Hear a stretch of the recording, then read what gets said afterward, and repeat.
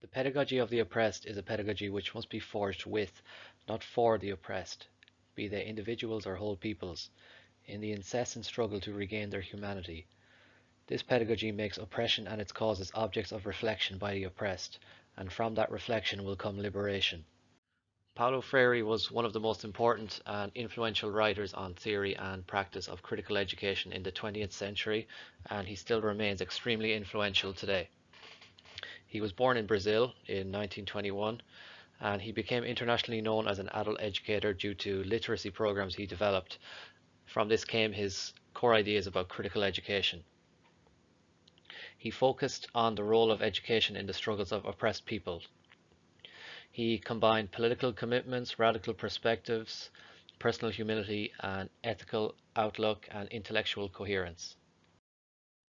Freire was involved with social movements and adult education, particularly movements linked with popular culture and base community movements within the Catholic Church. He worked with peasants and workers, mainly in the impoverished areas of northeastern Brazil, where he developed his influential methods for dealing with the problem of illiteracy.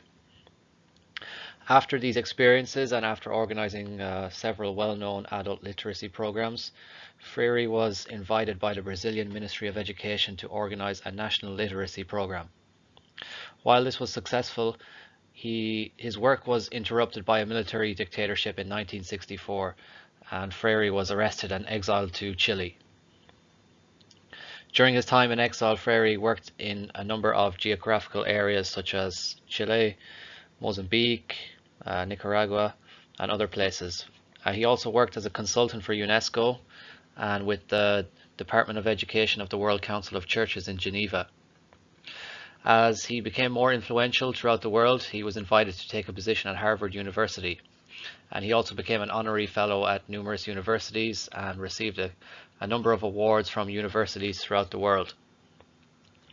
After an amnesty in 1979 in Brazil, the people who had been exiled were able to return to Brazil, and Freire returned also, and he accepted a position to teach at a Catholic university in Sao Paulo. In 1989, Freire was appointed Secretary of Education, and under his administration many progressive programs in adult education were launched. There was widespread curricular restructuring, community participation, and he also formulated an ambitious set of policies for democratizing schools. Freire eventually left his position as Secretary of Education, and he spent the last 6 years of his life devoting himself to his writing and speaking nationally and internationally. He wrote a number of provocative and personal books that had an extremely wide readership around the world. He died in 1997, but his legacy and his thought remain alive throughout the world. His most generative idea is that education is always a political act, and this was not merely a slogan for him. It is central to understanding Freire's theory of education.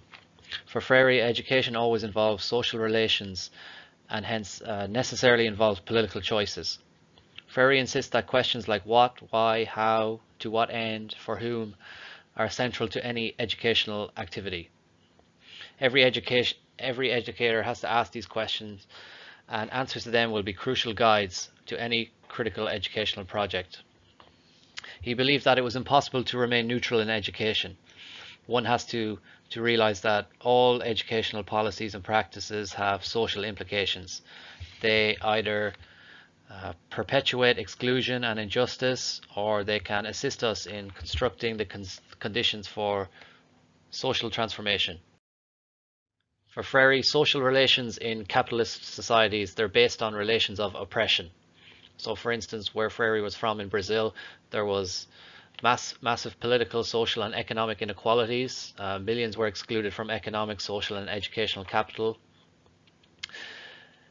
Oppression and the relationship between the oppressor and the oppressed motivated much of Freire's work with Brazil's impoverished population. Freire believed that dominant ideas in education would not reverse the reproduction of the exclusion.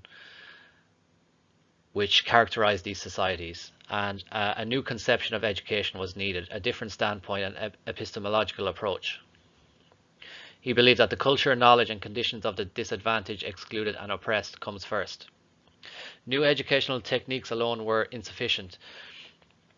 Education helps us to understand the world and become better prepared to transform it, but it is necessary to connect education with the realities in which people live and to struggle to alter those realities. Freire's new conception of education is known as emancipatory education. This is not a transmission of knowledge, such as gathering facts and information, or what is also known as the banking model of education.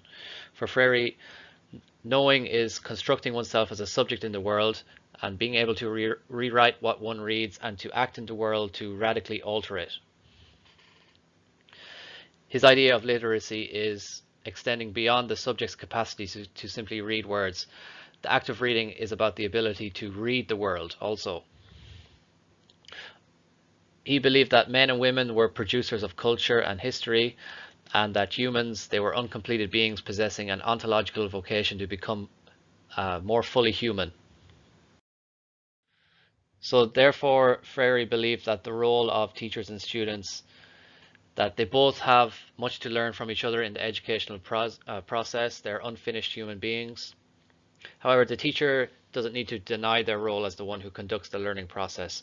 However, the process between teacher and student must be based on critical dialogue and mutual knowledge creation. Freire saw the role of teachers as being critical cultural workers who should struggle with the dominant cultural values present inside themselves and society to understand their cultural and political function. He believed that this dual struggle could lead teachers to work in reflexive and transformative ways, and transformative work, resulting in transformative work which would go beyond the classroom. Freire believed that schools, they represent an institution which embodies ideologies of inferiority.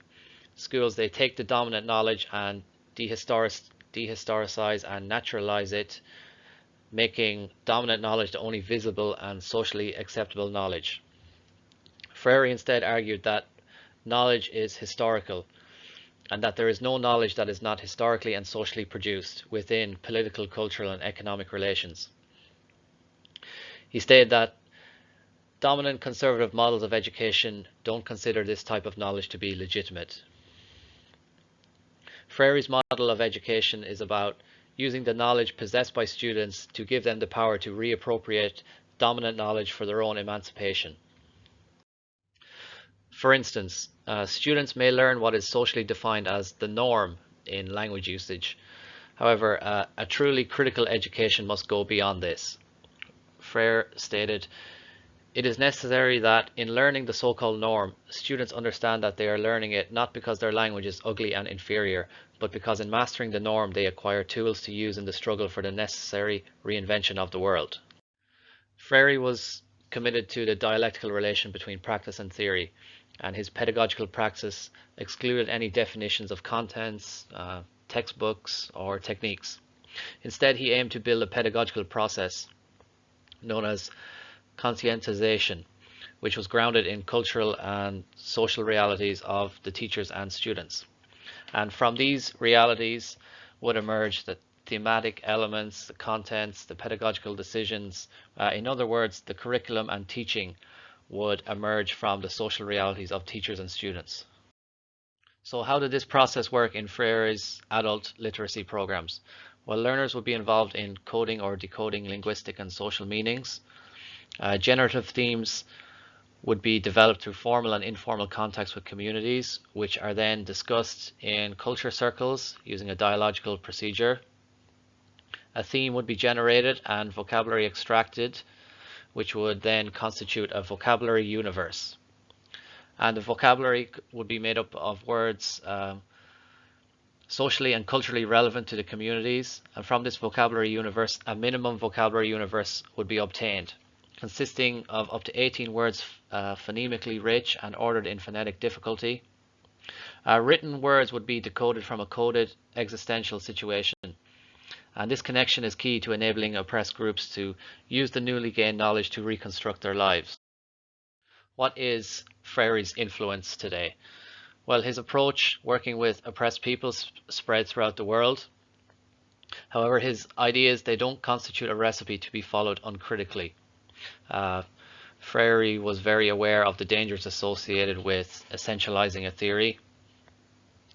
He believed that the origin of his critical educational theories and practices, which were used to intervene in an unjust Brazilian society, mustn't be forgotten. He believed in the fact that education, it's not usually seen as political. However, this is part of the problem. The transformation of this situation relating to education is part of Freire's specific political project, and he had an enormous contribution to education. Freire's theory cannot simply be reduced to a simple methodology to be replicated.